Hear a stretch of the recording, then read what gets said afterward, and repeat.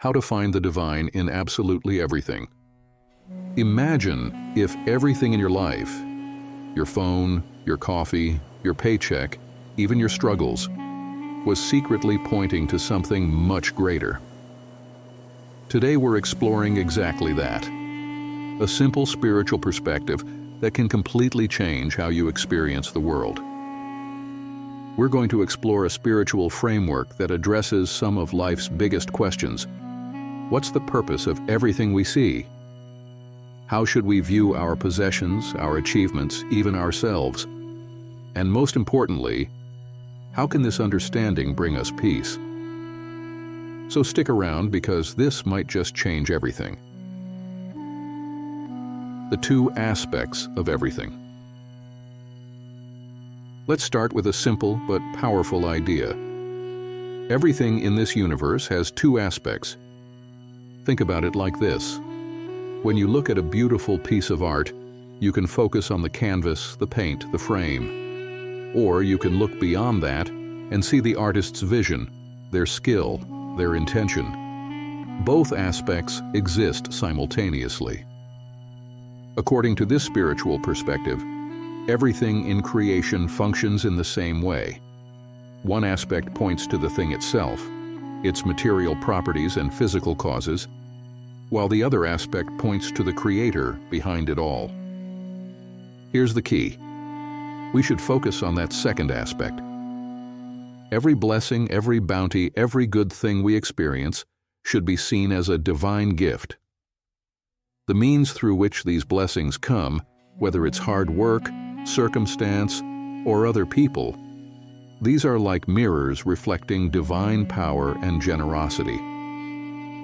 When we look at the universe only in terms of itself, in terms of material causes alone, we're missing the bigger picture.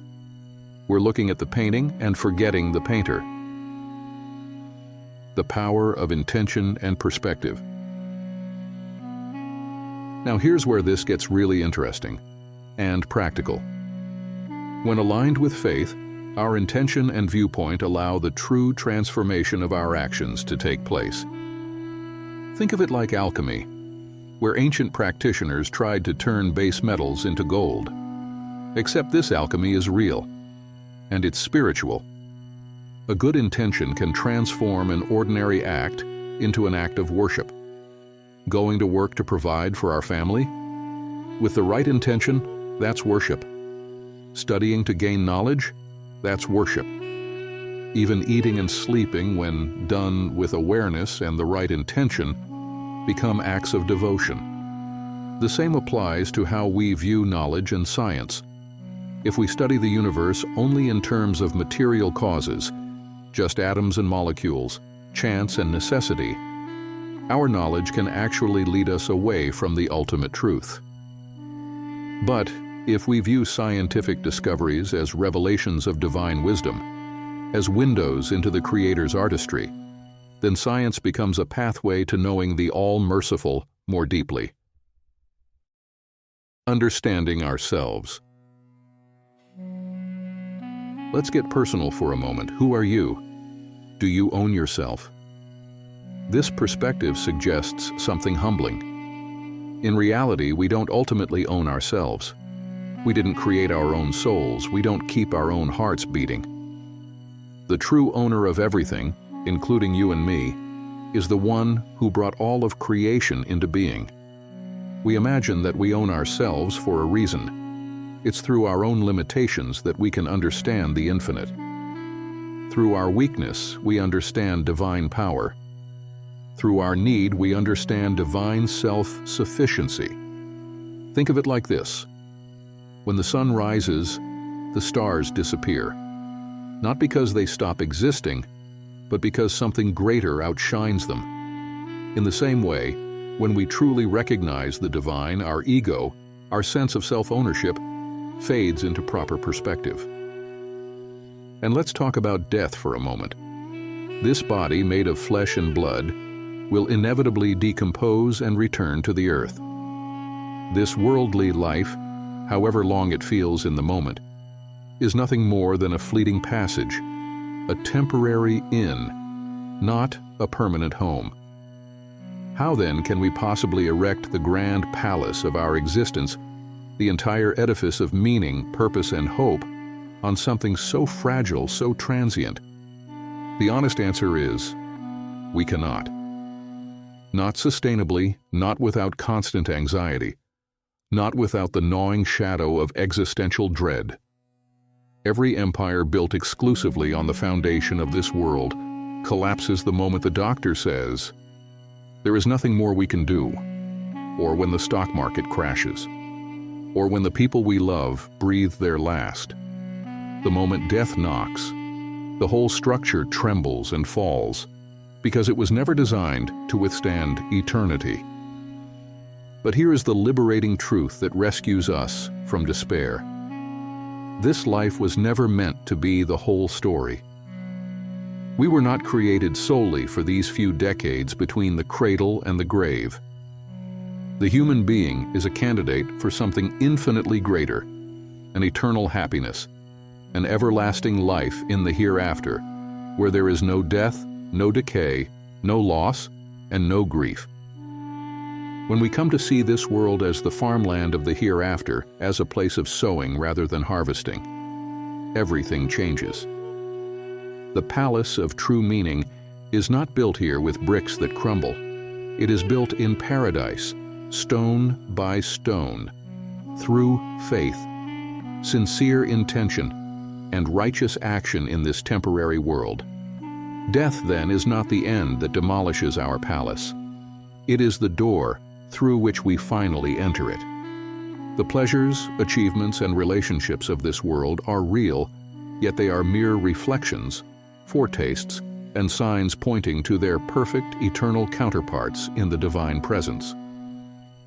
Build your palace there, with materials that never perish, a heart attached to the All-Holy, deeds offered for His sake, love given without expectation of return. Then, when death arrives, it will not feel like the destruction of everything you have built. It will feel like moving day, finally going home to the palace that has been waiting for you all along. The one Lord versus many masters. Here's a thought experiment. Imagine trying to please thousands of different masters at once.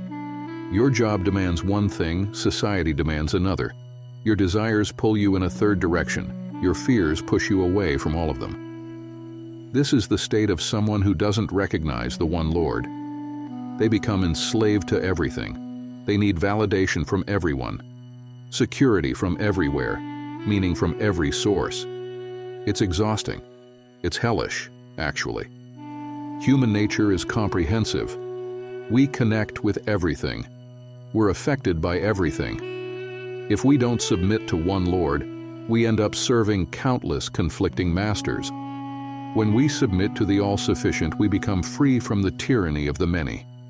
When we recognize that all those supposed lords, money, status, people's opinions, your own desires, are just a thin veil over the divine will, everything changes. That recognition, that's a paradisiacal state. That's peace. The ego is a compass.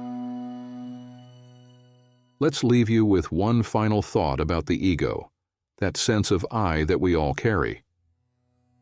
This perspective suggests that the ego is like a black dot, a point of comparison. It's not something to inflate or worship, but it's not meaningless either. It's intertwined with conscious artistry, woven into the fabric of creation for a purpose. That purpose? To show you that the one who created you is closer to you than you are to yourself. Think about that. The creator of the universe, the all-subtle, is nearer to you than your own sense of self.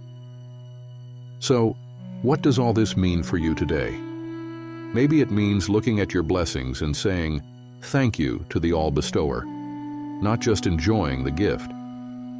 Maybe it means approaching your work, your studies, your relationships with a renewed intention, seeing them as opportunities for something greater.